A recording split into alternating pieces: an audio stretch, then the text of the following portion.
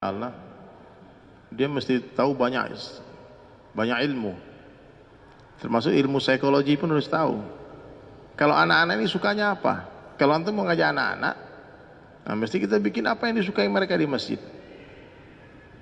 Saya sering lihat tuh para ulama, kalau dia ngajak anak-anak, di kantong dia penuh dengan permen, dengan coklat. Jadi anak-anak itu suka sama dia.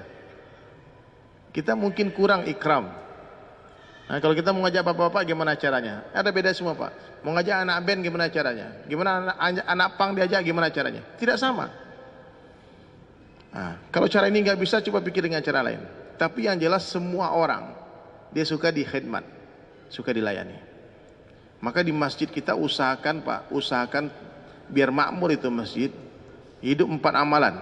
Yang pertama dakwah ilallah, yang kedua ta'lim wa ta'lum, yang ketiga zikir dan ibadah, dan keempat khidmat. Khidmat ini makan-makan termasuk, Pak. Di masjid kita mesti ada komplit itu. Ada dispensernya, ada buat kopi, ada buat teh, susu. Jadi orang kalau masuk masjid, dia lama-lama di masjid betah karena ada yang diminum.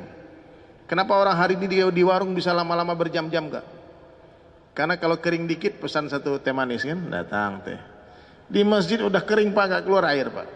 Ini alhamdulillah di sini paham kan ada air kan. Yang parah lagi pun udah ceramah air dadak keluar kan. kering kerongkongan. Kalau kita bikin majelis makan-makan nih hadirin mulia, insya Allah rame masjid. Ya, ini yang kurang, Pak. Kalau majelis taklim udah banyak di masjid. Makan-makan, Pak. Coba Bapak umumkan satu hari di masjid, besok subuh kita makan-makan kambing guling. Oh, penuh tuh masjid, Pak. Nah, baru kita luruskan niatnya. Bahkan teman saya hadirin sekalian, Wali Kota Bengkulu itu Pak Helmi Hasan, dia buat segala cara. Karena dia memang bukan orang pesantren, apapun dia buat. Ketika dia jadi wali kota, dia umumkan ke rakyatnya, siapa yang sholat berjamaah, setiap orang dapat BLA. Apa BLA? Bantuan langsung Allah Subhanahu Wa Taala. Jadi setiap selesai sholat, semua jamaah diamplopin, kasih duit 25.000, 20.000, semua 6.000 orang sholat. Jadi dana-dana bansos, dana-dana apa? BLT dulu itu yang diberikan gak jelas kepada orang-orang yang gak berhak. Sekarang yang dapat bantuan cuma orang sholat saja. Nah, dia buat ide. Bahkan pernah dia buat ide gimana makmur masjid, siapa yang istiqomah sholat berjamaah 40 hari tanpa tertinggal takbiratul ula, diberangkatkan umrah. Diberi mobil Innova. Wah, sampai heboh di Indonesia, Pak. Tapi tak bilang, bang gimana gitu? Saya bilang saya nggak tahu caranya. Saya buat segala cara, apapun yang saya lakukan, bisa saya lakukan, saya akan lakukan. Meskipun ditentang, dikritik sana sini hadirin, tapi setidaknya dia telah mulai berbuat sesuatu. Maka kita semua, Pak, coba pikirkan apa kira-kira yang bikin masjid kita ramai, Pak. Dakwah udah jelas, Pak. Sekarang orang udah malas, capek diceramain-ceramain terus, Pak. Nah, bikin hiburan di masjid, apa hiburannya? Kalau di masjid kami di Animah sana ada lapangan tenis mejanya. Jadi orang-orang kadang-kadang main tenis meja sana, Pak. Di depan masjid. Habis itu azan dia ke masjid. Banyak hal dibuat. Kalau dulu di kampung kita di Padang, Pak, di Solo itu belajar silat pun di masjid. Nah, ini yang kurang, Pak. Di masjid itu orang bosan di masjid. Nggak ada apa-apa. Coba kalau di masjid ada, Masya Allah, ada majelis ini, ada makanan minimal makan tuh, Pak. Itu macan, Pak, dikasih makan jinak, Pak. Singa dikasih makan. Apalagi itu preman-preman dikasih makan coba, Pak. Insya Allah ya. Jangan pelit-pelit, Pak. Bahkan pernah juga ada teman, dia untuk memakmurkan masjid, ada dilihat orang tukang jual bakso. Pas masjid, azan tidak ke masjid. Didatangi, bang, kenapa nggak ke masjid? Nggak ada yang jagain bakso, bang. Tinggalin baksonya sebentar, nanti saya satu hari berapa dapat untung? Dia bilang saya digaji bos saya 50.000. Nah gini deh, kamu setiap hari saya kasih 50.000, tapi jaga sholat 5 waktu jamaah di masjid. Mau? Oh, Ustadz bener nih, ya, jangan bohong nih katanya kan. Nggak bohong, kita bikin surat perjanjian. Bikin surat perjanjian selama 40 hari sholat berjamaah 5 waktu di masjid, 50.000 satu hari. Berarti 1 bulan berapa? 1,5 juta bro kan? Nggak ada artinya bagi orang kaya duit segitu, Pak. Cuma sekali makan di restoran, sekali sejam 2 jam karaoke, Pak. Ya enggak? Untuk dakwah, Pak, lakukan apapun yang bisa kita lakukan. Cahaya yang redup di tengah kegelapan itu sangat berarti, Pak. Ini orang sudah nggak mau berbuat apa-apa, yang berbuat dia kritikin habis-habisan, seakan-akan dia nggak suka ini masjid makmur. Dan jangan kerja sendirian, kerja berjamaah. Di Bali kita ada masjid satu, Pak, namanya Baitul Ma'mur. Antum datang tuh masjid. Ini bukan bicara masalah tempat atau gimana Pak. Ini Bali itu tempat yang tidak mungkin sebetulnya, minoriti Islam. Tapi itu Masjid Baitul Ma'mur hari ini Pak, sholat subuhnya seperti sholat Jumat. Bisa kurang lebih 1.500-1.600 orang sholat subuh. Semua orang sekitar masjid sholat subuh. Orang yang nggak mau didatangi rumahnya, nggak mau diajak-ajak lagi ke masjid, dia jual itu rumah. Dia beli sama jamaah yang pengen dekat masjid. Subhanallah. Kalau Bali bisa buat Pak, sampai Muri beri penghargaan itu masjid termakmur di Indonesia. Masa Jakarta nggak buat? Masa Sentul nggak bisa buat? Bogor nggak bisa buat? Cuman intinya kita tuh malas berbuat. Coba kalau sekarang Pak, jamaah masjid kita baru 10 orang subuh. Habis sholat subuh, antum tahan, kalau antum imam tahan, Pak, tolong sebentar 5 menit Pak, jangan pergi dulu Pak. Please, tolong, luang waktu 5 menit sebentar, saya mau bicara Pak. Pak, kalau kita 10 orang, bagi dia fikir bagaimana dahsyatnya multi level akhirat ini.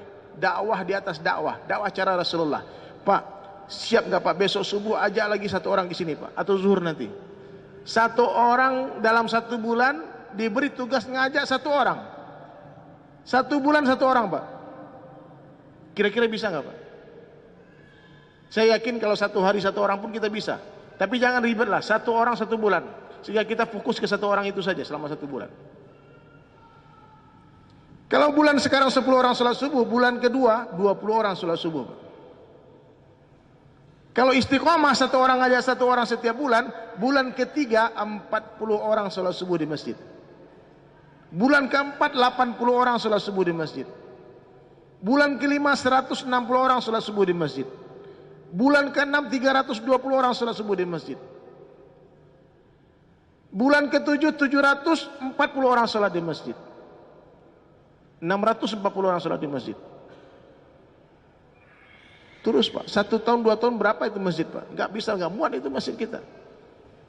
Tapi kita jarang berpikir Pak, pikir cuma cari duit saja, duit, dunia saja terus. Cuma semua kita berpikir Pak, berpikir sesaat untuk agama. Dalam sebuah hadis diceritakan, hadirin mulia, itu lebih baik daripada sholat nafil 60-70 tahun. Berpikir sesaat untuk agama. Pernah nggak antum kerutkan nih kening Pak? Ya Allah, gimana nih masih bisa makmur? Astagfirullahaladzim. Siapa yang harus saya datangi lagi? Ini komplek perumahan ini 1000 orang, nih ada 1000 rumah. Yang di masjid baru 20 orang. Berarti ada 980 orang laki-laki balik kepala keluarga di rumah ini. Apa usaha harus saya buat nih? Oh, saya harus aja nih datangkan ustadz terkenal nih. Oke, telepon ustadznya langsung. Ustadz bisa datang ke masjid saya nggak ustadz? Antum jangan pikir budget materi Pak. Kalau ustadz beneran nggak minta upah Pak. Kalau undang artis mahal Pak. Antum kalau ngundang saya nyanyi mahal Pak. Antum bisa patungan habis-habisan duit antum. Tapi ngundang ceramah nggak boleh minta upah. Itu tertib dari Allah. Haram hukumnya Pak. Orang undang dakwah minta upah, ada manajemen kasih tarif. Itu salah Pak, salah paham. Tapi mungkin akadnya artis, Pak, lain lagi ceritanya. Artis kan profesi, dakwah bukan profesi. Datang Ustadz, Ustadz bisa nggak Ustadz datang ke masjid? Itu di Bali, di takmir masjid buat keputusan Masjid Baitul Ma'mur, setiap minggu datang Ustadz dari Jakarta. Setiap minggu, selama setahun. Semua Ustadz didatangkan. Korban dikit, jangan pelit-pelit Pak untuk dakwah. Nggak sama Ustadz takut kebanyakan ngasih, itu parah juga antum. Ini kalau kita kasih banyak-banyak Ustadznya kita keenakan nanti. Kalau Ustadz keenakan masalah buat antum. Nggak apa-apa, jangan pelit-pelit sama Ustadz, sama guru-guru agama hadirin mulia, sama guru-guru kita. Jangan sampai gara-gara jamaah tidak memikirkan nasib para pendai, para pendakwah, dia sibuk nanti berdagang di pasar, nanti tinggalkan dakwah. Ini imam-imam masjid Pak, kalau dia sampai jualan gara-gara cari makan anak istrinya, satu masjid berdosa. Imam masjid jualan, sibuk mikirin bisnisnya, dia hilang hafalan dia, satu kampung berdosa. Jadi nggak boleh gitu Pak, kita mesti bagi tugas. Ya, ada orang yang menjaga agama, menjaga hafal agama, menjaga dakwah dan sebagainya. Ada orang mencari nafkah ke pasar. Abu Hurairah mau tanam pohon, Nabi larang Pak. Abu Hurairah setelah dia masuk Islam hadirin, cuma 4 tahun bersama Nabi, tapi dia rawikan 5.000 hadis. Dia tidak ke pasar, dia tidak berdagang. Satu kali iseng-iseng Abu Hurairah tanam pohon di depan Masjid Nabawi. Nabi lihat, ya Abu Hir, maukah aku beritahu sebuah cocok tanam yang lebih baik dari ini? Dia berdiri, mau ya Rasulullah. Apa itu? Ucapkan satu subhanallah, Allah tumbuhkan satu pohon di surga. Ayo Pak semua, subhanallah. Bapak dapat 1 pohon di surga, saya dapat 1000 pohon di surga. Kan yang nyuruh kan? 1, 2, 3, 4, 5, 6, 7. Coba sekali lagi Pak, subhanallah. 2000 pohon. Enak kali, jangan pelit-pelit Pak. Coba Pak 10 kali subhanallah Pak. Subhanallah, subhanallah, subhanallah, subhanallah, subhanallah, subhanallah, subhanallah, subhanallah, subhanallah, subhanallah. 10.000 pohon Pak. Dai itu gitu Pak, itu biasanya nyuruh-nyuruh orang Pak. Maka pulang-pulang nanti suruh orang dakwah ya. Dakwah, bukan suruh orang zikir, suruh orang dakwah. Nanti kalau dia dakwah lagi. Kadang-kadang Pak, di balik 1 biji mangga itu tersimpan berjuta-juta mangga. Kita nggak pernah tahu. Kita ajak 1 orang masuk Islam, terus kita mati Pak. Ternyata 1 orang ini jadi dai Pak. Dia Islam kan 1 juta orang. Pahala 1 juta orang mengalir ke rekening amal kita. Nggak main-main Pak ya. Jangan remehkan dakwah. Ya, jangan sia-siakan kesempatan. Kapan saja, di mana saja, jumpa siapa saja, ajak manusia kepada Allah. Insyaallah ya. Jangan putus asa. Teruskan Bang, teruskan. Sampai Allah ridho. Sampai kapan kita dakwah? Sampai mati. Kalau besok kita mati berarti sampai besok saja ya. Gak lama-lama dakwah ini Pak, sampai mati saja. Kalau nanti sore mati berarti sampai nanti sore ya enggak? Mati ini Pak gak cari orang tua, gak cari orang sakit. Makanya jangan berandai-andai Pak, nanti saya umur 40 baru dakwah 39,5 mati. Gak ada ceritanya Pak. Kalau lahir memang lebih duluan bapak dari anak, tapi kalau urusan kematian kadang-kadang lebih duluan cucu daripada nenek. Ya, dia orang baik dalam pandangan Allah, dia haus akan ilmu, dia cinta kepada ulama, dia selalu berzikir dalam setiap hembusan nafasnya. Kemudian apalagi ciri-ciri orang baik dalam pandangan Allah, dia tidak ada kesombongan di hatinya sedikit pun tidak ada kesombongan.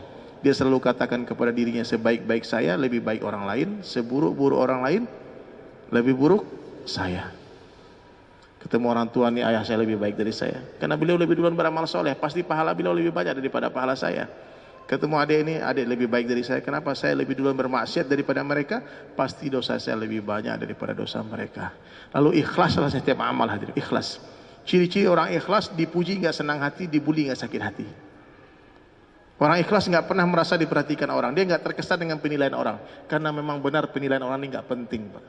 Apalah artinya seluruh dunia menyanjung memuji kita orang soleh, orang baik, tapi Allah katakan tidak. Jadi kalau orang ikhlas hadirin yang mulia, dia tidak pernah merasa diperhatikan manusia, dia senantiasa merasa diperhatikan Allah. Tapi kalau orang yang selalu merasa diperhatikan manusia, pasti dia tidak merasa diperhatikan oleh Allah. Maka ikhlaslah setiap amal ya. Dan yang terakhir, orang yang baik dalam pandangan Allah, dia sadar betul bahwasanya dunia bukanlah tempat tinggal, tapi dunia ini adalah tempat meninggal. Dunia ini bukanlah tempat tinggal kita, tapi dunia adalah tempat yang akan kita tinggalkan. Sekarang kita di atas tanah, nggak lama lagi tanah di atas kita. Iya Pak, saya nggak nakut-nakutin nih Pak, pasti nih Pak. Semua sementara di dunia. Sedih sementara, bahagia sementara, kaya sementara, jadi pejabat sementara, miskin sementara, sehat sementara, sakit sementara, hidup sementara, bahkan mati pun sementara. Mati itu sementara, nanti mati sementara Allah hidupkan lagi selama-lamanya. Kita mati sekali namun hidup selama-lamanya hadirin mulia. Makanya orang cerdas hadirin mulia, hidup yang sementara di dunia dia gunakan untuk agama. Gunakan untuk apa? Untuk agama. Kalau kita tidak gunakan harta kita untuk agama, harta kita pasti akan habis, tapi bukan untuk agama. Kalau kita tidak gunakan waktu kita untuk agama, waktu pun pasti akan berlalu, tapi bukan untuk agama. Kalau kita tidak mau sibuk dalam perkara agama, kita pun pasti akan sibuk, tapi bukan dalam perkara agama. Dan kalau kita tidak mau mati dalam perkara agama, kita pun pasti akan mati, tapi bukan dalam perkara agama.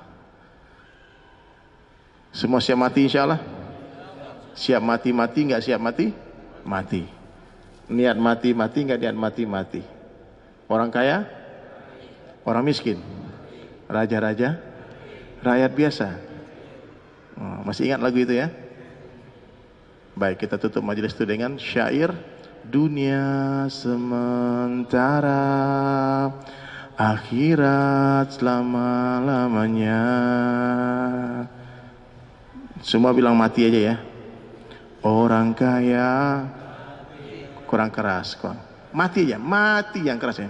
Orang kaya, orang miskin, raja-raja, rakyat biasa, yang di belakang Nah, depan ntar dulu ya, biar di belakang duluan ya.